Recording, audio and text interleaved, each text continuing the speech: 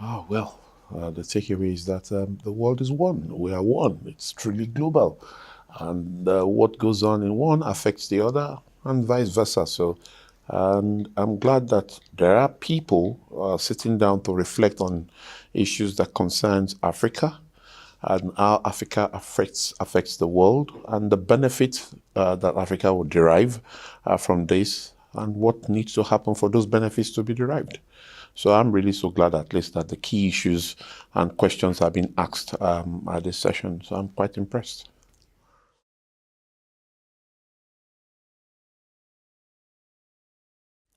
For me, it's for us to have a common voice, the shared mission and shared value that is required to make this happen is quite clear, undoubtedly. There needs to be one voice for us to be able to make that happen.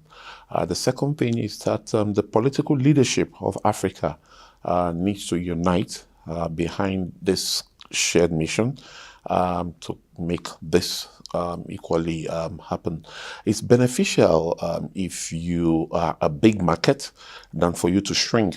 The smaller you are, the less likely you'll be impactful and more transformational. So it's really important that the demographics, the hydrographics of Africa is taken into consideration in building and bridging the gap between the haves and the have-nots in Africa and the world. So essentially, I think this is a veritable platform to list the priorities of projects needed to make the transformation to take place, and then the implementation framework to do that is equally very, very, very well noted here. So I'm glad that the Free Trade Association is one that is really looking at all these big issues.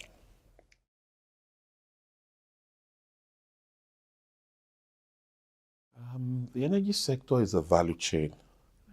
And that value chain, usually, most people seem not to understand how that interconnectedness of the value chain is and the relevance of that value chain in ensuring that there is electricity for everybody. I've said timelessly, if you want a big economy, you need big power. The more you electrify Africa, the more you make economic growth to happen. Like Margaret Thatcher had mentioned before, you and I can travel here by road or rail or whatever. Economy only travel through infrastructure. Without infrastructure, you can't have a sound economy. It's important that that is made available. Even Gandhi equally mentioned that, Rahul, when he said that tides don't lift people, tides lift boats. The boats represent the infrastructure needed for people to be lifted. So if you want to lift the tide of Africa, if you want to change the story of Africa, there's a need for you to create the infrastructure needed to make Africa truly great. The lack of interconnectedness of the infrastructure in Africa is equally another problem. It's a challenge in its own.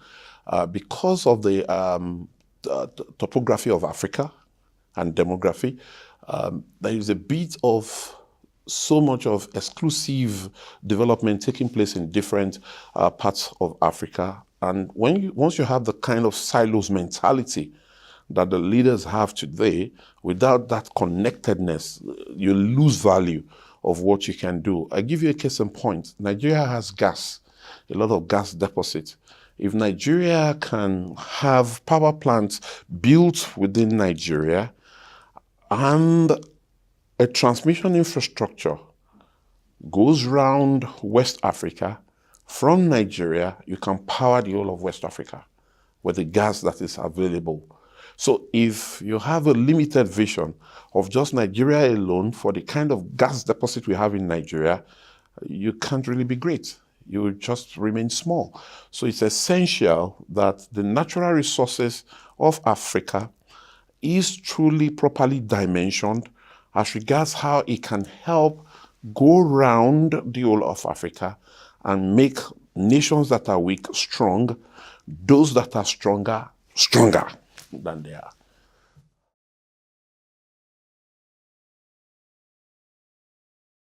to from an investment perspective, which is affordability question. Most people speak to tariff as a limiting barrier to economic expansion and free trade and the rest of them. Now, the notion is always that most people can't pay. Yes, they can pay. They actually can pay. You shouldn't be lost in the ignorance of that hypothesis, which says a lot of people don't have money. They want electricity, and they're actually using electricity through alternative means. They're self-generating. Africa today has the highest number of generators. So somebody somewhere is actually generating that electricity. So they are perpetually looking for alternative solutions to get electricity and use electricity for whatever purpose they desire. The problem we need to quickly solve is for us to have an all-inclusive blueprint, one where we'll say we have a grid that gives power to companies that can afford to pay. Now we have a customer classification arrangement in place today that allows those who can pay to cross-subsidize those who cannot pay. So it's a policy that needs to be interrogated fully. Either one, because I'll always ask a question, what do we want to achieve? If we want to create employment, if we want our industries to become export-oriented, it invariably means that the cost of energy cannot be allowed to be too high. Because the higher the cost of energy, the higher will be the price of goods and services. Because they have to pass through the cost of energy into the price anyway. So the people government is seeking to protect through subsidy are actually still paying for that subsidy because the companies are pricing electricity into the price of their commodity.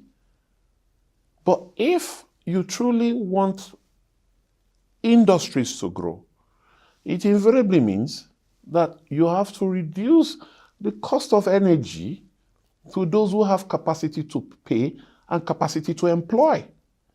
Because the less the cost of energy, the more employment that is created, the more jobs, the more of export for you to earn forex that will help your GDP. So it's something that needs to be interrogated. Off-grid mechanism can be used for isolated locations where the cost of building strong transmission infrastructure is considered too high and excessive. In such locations, you can have embedded energy solution created for just those clusters for them to have the energy they require. The hydropower represents the cheapest and the lowest in the basket of price of energy today in Africa. Invariably, if I were to be an African leader, I will use hydropower either of two ways. One, to give hydropower to the citizens that cannot afford to pay the right price of energy. When I give it to them, it becomes cheaper. If I'm wearing my social hat that people don't have the capacity to pay, I will make sure hydropower is what I use to supply customers that can't afford to pay and give non-hydropower to those who have capacity to pay. But if I want to wear my economic hat, whereby I want to stimulate economic expansion, industrialization, and growth, I will give hydropower to those who will use it best, because it's a feed cost into their own cost structure. It will reduce their costs. If it reduces their costs, the price of the commodity they are selling becomes cheaper. If the price of the commodity they are selling becomes cheaper, they can compete with any other international player, be it Chinese, the Europeans, Americans, or wherever in the world. Such a commodity can be exported. And ultimately, Africa can get inflow of forex. Everything is in the political mind.